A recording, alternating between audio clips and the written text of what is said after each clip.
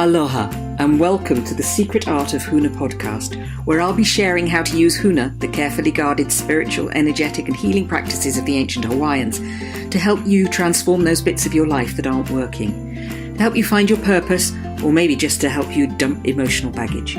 I'm Dr. Jane Lewis, and 20 years ago I was burnt out, depressed, unfulfilled, disappointed, directionless and deeply, deeply miserable.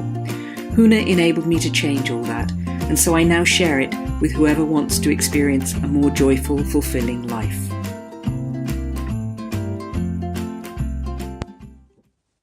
Yesterday would have been my mother's 97th birthday, so I find myself reflecting on loss and guilt. Loss because, despite the fact my mum could do some seriously weird and rather bad parenting behaviours from time to time, she loved me and I loved her. Guilt because I wasn't there for her when she died, and I'd agreed that she should be allowed to die, without asking her. Dementia's a funny thing, and the understanding of it by the non-medical population has come a long way in the 9 years since she was first diagnosed. Back then, I was one of the few who had a demented parents.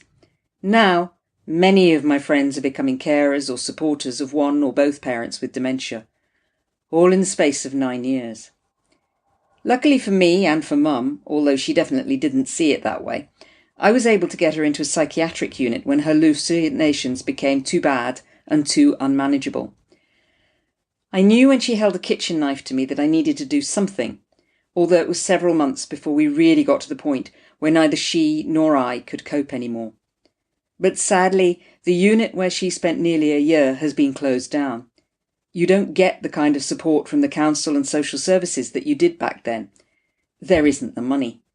Even though our understanding of dementia has come a long way, our treatment of and support for dementia sufferers and their carers hasn't.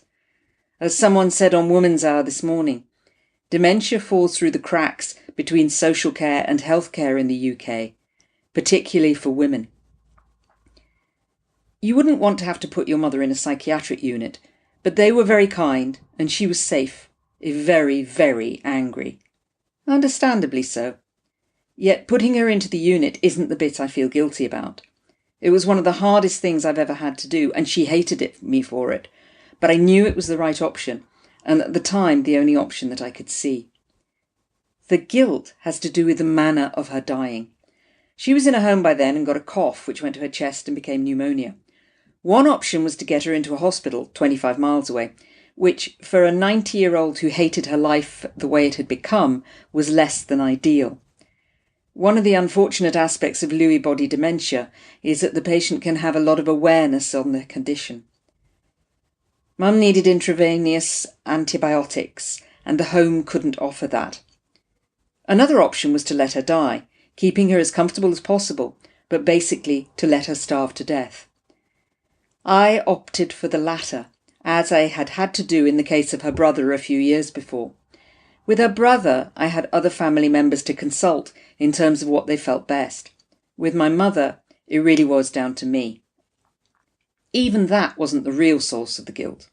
The real source of the guilt was that visiting her as she was dying, I couldn't face it and left quite quickly, leaving her to die later in the day. The nursing staff said someone was with her when she died, so she didn't actually die alone. But it wasn't me. On this journey of grief and guilt, Huna has helped me enormously. In the latter stages of her dementia, particularly before I got her into the psychiatric unit, I was using oponopono, the Hawaiian forgiveness process, several times a day. I knew it was her illness, but it didn't make it any easier. However, Ho'oponopono gave me a means to release whatever dark thoughts were uppermost in my mind at any given time, and believe me, there were some dark thoughts. As far as guilt's concerned, Huna's also helped me own it and resolve it. It's enabled me to recognise and face up to less comfortable aspects of myself that my mother's dementia and death threw up for me. You know, those things you suspect about yourself that you hope no one will ever else suspect. It's also helped me realise that half the things I couldn't face about myself were my own bullshit anyway. They weren't even true. Huna also helped me dealing with the loss. It was definitely my mother's time to go, and her death was a relief of sorts. But I'm an only child and I have no kids myself, so she was the last of my immediate family. What I had to deal with wasn't so much the loss of my mother In some ways she'd left several years before anyway. It was more the fear of lonely old age, even though I have a partner. In my hospice work, I see this quite often in elderly women who've lost their husbands and don't have kids close by. But it doesn't frighten me anymore, and for that I'm truly, truly thankful.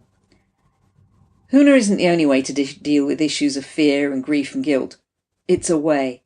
But because I've experienced the value of it, I'm happy to share it with anyone who wants to know more.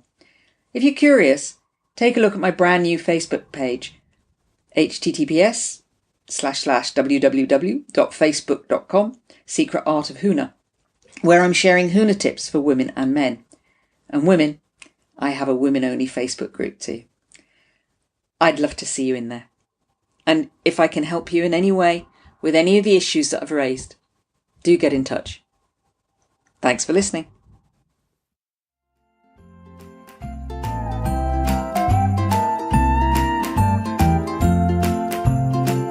I hope you've enjoyed today's podcast. If you want to bring about rapid transformation in your life, check out secretartofhuna.com, where you can also download a free meditation to help you with self-forgiveness. You can also look out for Secret Art of Huna on social media such as Facebook.